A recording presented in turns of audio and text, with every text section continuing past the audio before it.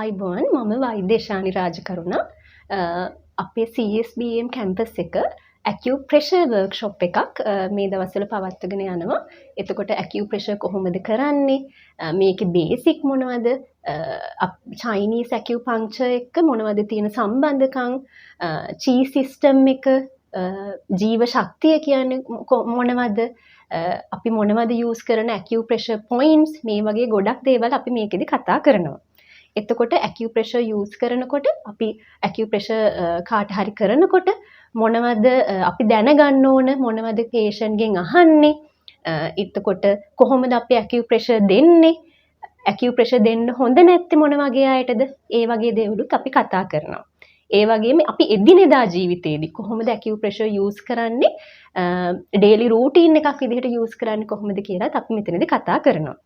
CSBM campus එකෙන් පවත්වන ඇකියුප්‍රෙෂර් workshop එක මාසකට වරක් පැවැත්වෙනවා. සම්බන්ධ වෙලා හොඳ අත්දැකීමක් ලබා ගන්න කියලා මම හැමදෙනාගෙන්ම ඉල්ලා සිටිනවා. ස්තුතියි.